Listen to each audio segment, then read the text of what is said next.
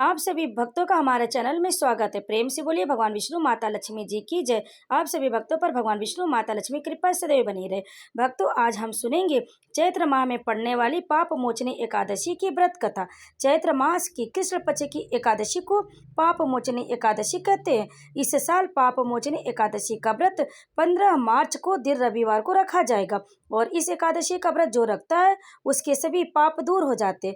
मार्च में 2 एकादशी आती है, एक कृष्ण पक्ष की पाप मोचनी एकादशी और शुक्ल पक्ष की कामदा एकादशी। तो भक्तों, आज हम पाप मोचनी एकादशी के बारे में जो सुनेंगे व्रत कथा, वह पाप मोचनी एकादशी है, जो कि अपने नाम से ही सभी पापों को नष्ट करने वाली एकादशी है। और इस एकादशी का व्रत कर लिया तो बड़े से बड़ा पाप भी दूर हो जाता है। तो भक्तों, आप इस दिन बहुत ही श्रद्धा और भक्ति के साथ भगवान विष्णु का स्मरण करते हुए इस व्रत को धारण करें और इस व्रत कथा का श्रवण करें और कमेंट में विष्णु भगवान की जय अवश्य लिखें और हमारे चैनल को सब्सक्राइब जरूर कर लें। तो भक्तों, आइए भगवान विष्णु के श्री चरण कमलों का स्पर्श करते हुए ध्यान करते हुए हम सुनते हैं आज पाप मोचनी एकादशी की संपूर्ण व्रत कथा और आरती। अर्जुन ने कहा भगवान श्री कृष्ण से, हे मधुसूदन, आपने फाल्गुन मास के शुक्ल पक्ष की एकादशी अर्थात आम्ल की एकादशी के बारे में विस्तार पूर्वक बतलाया।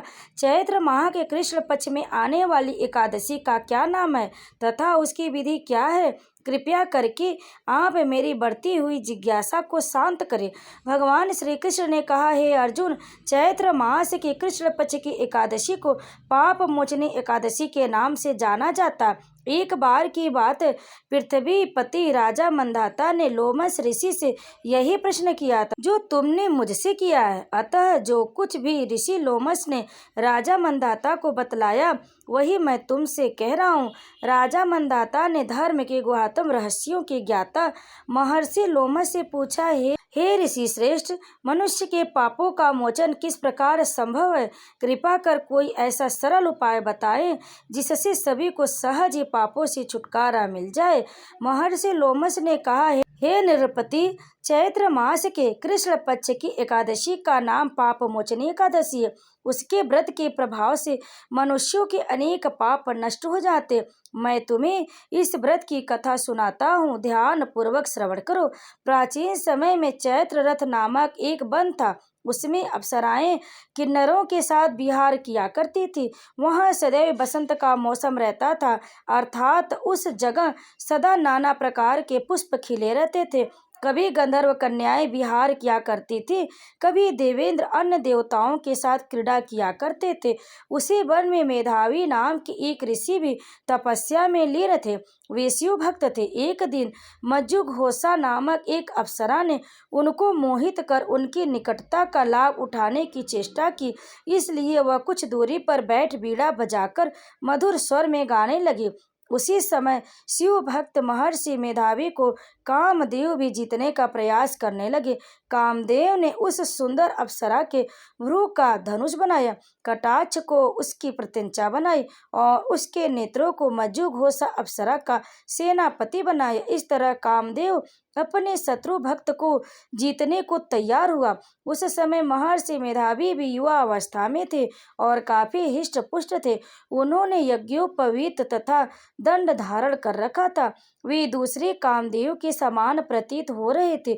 उस मुनि को देखकर कामदेव के वश में हुई मज्जुघोषा ने धीरे धीरे मधुर बाणी से बीड़ा पर गायन शुरू किया, तो महर्षि मेधावी भी मज्जुघोषा के मधुर गाने पर तथा उनके सौंदर्य पर मोहित हो गए। वह अप्सरा मेधावी मुनि को कामदेव से पीड़ित जानकर उनसे आलिंगन करने लगी। महर्षि मेधावी उनके सौंदर्य पर मोहित होकर शिव रहस्य को भूल गए और काम के वशीभूत होकर उनके साथ रमण करने लगे। काम के वशीभूत होने के कारण मुनि को उस समय दिन रात का कुछ भी ज्ञान न रहा और काफी समय तक वे रमण करते रहे। तदुपरांत मज्जुघोषा उस मुनि से बोली, हे ऋषिवर, अब मुझे बहुत समय हो गया, अतः स्वर्ग जाने की आज्ञा दीजिए। अप्सरा की बात सुनकर ऋषि ने कहा, हे मोहिनी, संध्या को तो आई हो, प्रातः काल होने पर चली जाना। ऋषि के ऐसे वचनों को सुनकर अप्सरा उनके साथ रमण करने लगी। इसी प्रकार दोनों ने साथ साथ बहुत समय बिताए। मज्जूघोषा ने एक दिन ऋषि से कहा, हे विप्र, अब आप मुझे स्वर्ग जाने की आज्ञा दीजिए। मुनि ने इस बार भी वही कहा, हे रूपसी, अभी ज्यादा समय व्यतीत नहीं हुआ, कुछ समय और ठहरो। मुनि की बात सुन अप्सरा ने कहा, हे ऋषिवर, आपकी रात तो बहुत लंबी है। आप स्वयं ही सोचिए कि मुझे आपके पास आए कितना समय हो गया। अब और ज्यादा समय तक ठहरना क्या उचित है? अप्सरा की बात सुन मुनि को समय का बोध हुआ और वह गंभीरता पूर्वक विचार करने लगे। जब उन्हें समय का ज्ञान हुआ तो उन्हें रमण करते 57 वर्ष व्यतीत हो चुके हैं। तो उस अप्सरा को वह काल का रूप समझने लगे। इतना ज्यादा समय भोग विलास में व्यर्थ चला जाने पर उन्हें बड़ा क्रोध आया। अब वह भयंकर क्रोध में जलती हुई उस तप नाश करने वाली अप्सरा की तरफ भ्रिकुटी तान कर देखने लगी। क्रोध से उनके अधर कांपने लगे और इंद्रियां बेकाबू होने लगी। क्रोध से थरथराते स्वर में मुनि ने उस अप्सरा से कहा, मेरे तप को नष्ट करने वाली दुष्टा, तू महापापिन और बहुत ही दुराचारणी है। तुझ पर धिक्कार, अब तू मेरे श्राप से पिशाचिनी बन जा। मुनि के क्रोध युक्त श्राप से वह अप्सरा पिशाचिनी बन गई। यह देख वह व्यथित होकर बोली, हे ऋषिवर, अब मुझ पर क्रोध त्याग कर प्रसन्न होइए और कृपा करके बताइए कि इस श्राप का निवारण किस प्रकार होगा। विद्वानों ने कहा है, साधुओं की संगत अच्छा फल देने वाला होता है और आपके साथ तो मेरे बहुत वर्ष व्यतीत हुए हैं। अतः अब आप मुझ पर प्रसन्न होइए, अन्यथा लोग कहेंगे कि एक पुण्य आत्मा के साथ रहने पर मज्जूघोषा को पिशाचनी बनना पड़ा। मज्जूघोषा की बात सुनकर मुनि को अपने क्रोध पर अत्यंत ग्लानि हुई, साथ ही अपनी अपकीर्ति का भय भी हुआ। अतः पिशाचिनी बनी मज्जूघोषा से मुनि ने कहा, तूने मेरा बड़ा बुरा किया, किंतु फिर भी मैं तुझे इस श्राप से मुक्ति का उपाय बतलाता हूँ। चैत्र मास की कृष्ण पक्ष की जो एकादशी है, उसका नाम पाप मोचनी है। उस एकादशी का उपवास करने से तेरी पिशाचिनी की देह से मुक्ति हो जाएगी। ऐसा कहकर मुनि ने उसको व्रत का सब विधान समझा दिया। फिर अपने पापों का प्रायश्चित करने के लिए वे अपने पिता च्यवन ऋषि के पास गए। च्यवन ऋषि ने अपने पुत्र मेधावी को देखकर कहा, हे पुत्र, ऐसा क्या किया है तूने कि तेरे सभी तप नष्ट हो गए, जिससे तुम्हारा समस्त तेज मलिन हो गया है। मेधावी मुनि ने लज्जा से अपना सिर झुकाकर कहा, पिताश्री, मैंने एक अप्सरा के रमण करके बहुत बड़ा पाप किया। इसी पाप के कारण संभवतः मेरा सारा तेज और मेरे तप नष्ट हो गए। कृपया करके आप इस पाप को छूटने का उपाय बतलाइए। ऋषि ने कहा, हे पुत्र, तुम चैत्र माह के कृष्ण पक्ष की पाप मोचनी एकादशी का विधि तथा भक्ति पूर्वक उपवास करो, इससे तुम्हारे सभी पाप नष्ट हो जाएंगे। अपने पिता च्यवन ऋषि के वचनों को सुनकर मेधावी मुनि ने पाप मोचनी एकादशी का विधि पूर्वक व्रत किया। उसके प्रभाव से उनके सभी पाप नष्ट हो गए। मज्जूघोषा अप्सरा भी पाप मोचनी एकादशी का उपवास करने से पिशाचिनी की देह से छूट गई और पुनः अपना सुंदर रूप धारण कर स्वर्गलोक को चली गई। लोमस मुनि ने कहा, हे राजन, इस पाप मोचनी एकादशी के प्रभाव से समस्त पाप नष्ट हो जाते। इस एकादशी की कथा के श्रवण व पाठन से 1000 गोदान करने का फल प्राप्त होता है। इस उपवास के करने से ब्रह्म हत्या करने वाले, स्वर्ण चुराने वाले, मद्यपान करने वाले, अगम्यागमन करने वाले आदि भयंकर पाप भी नष्ट हो जाते और अंत में स्वर्गलोक की प्राप्ति होती है। तो प्रेम से बोलिए भगवान विष्णु की जय, श्री हरि नारायण की जय। भक्तों, अब आइए सुनते हैं विष्णु जी की आरती। तो प्रेम से बोलिए भगवान विष्णु की जय।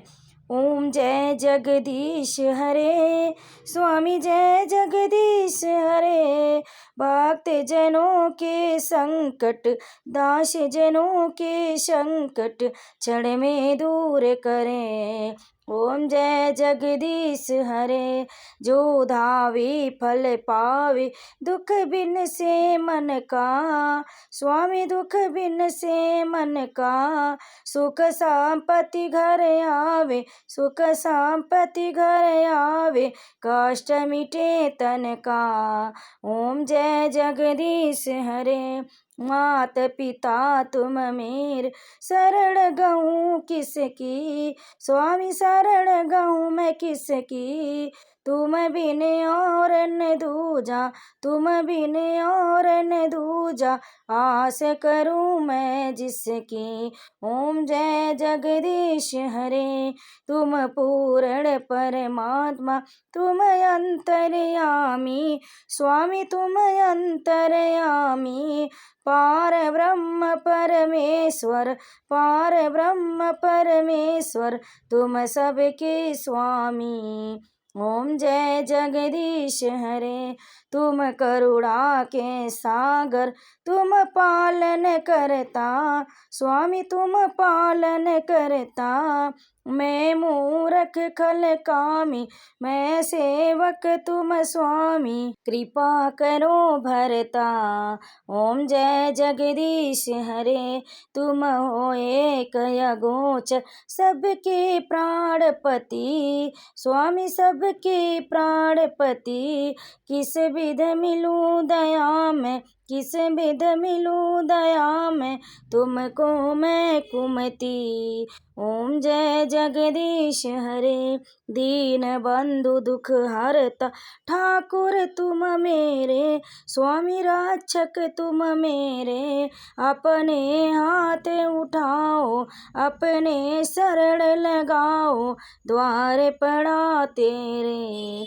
ओम जय जगदीश हरे, विषय विकार मिटाओ, पाप हरो देवा। स्वामी पाप हरो देवा, श्रद्धा भक्ति बढ़ाओ, श्रद्धा भक्ति बढ़ाओ, संतन की सेवा। ओम जय जगदीश हरे, ओम जय जगदीश हरे, स्वामी जय जगदीश हरे।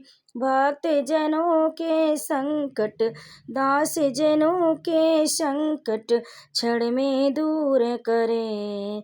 ओम जय जगदीश हरे, ओम जय जगदीश हरे। हरे राम राम राम हरे हरे, हरे कृष्णा कृष्णा कृष्णा हरे हरे, हरे राम राम राम हरे हरे, हरे कृष्णा कृष्णा कृष्णा हरे हरे, श्री कृष्ण गोविंद हरि मुरारी, हे नाथ नारायण वासुदेव, श्री कृष्ण गोविंद हरि मुरारी, हे नाथ नारायण वासुदेव। प्रेम से बोलिए राधे कृष्णा की जय, भगवान विष्णु माता लक्ष्मी जी की जय। भक्तों, इस कथा को और आरती को अंत तक श्रवण करने के लिए आप सभी भक्तों का बहुत बहुत धन्यवाद। अगर आपको हमारी ये वीडियो पसंद आए तो वीडियो को लाइक करें, शेयर करें और कमेंट में विष्णु भगवान की जय, माता लक्ष्मी जी की जय अवश्य लिखिए और हमारे चैनल को सब्सक्राइब जरूर कर ले। आप सभी भक्तों पर भगवान श्री हरि की कृपा सदैव बनी रहे। जय माँ लक्ष्मी, जय श्री हरि।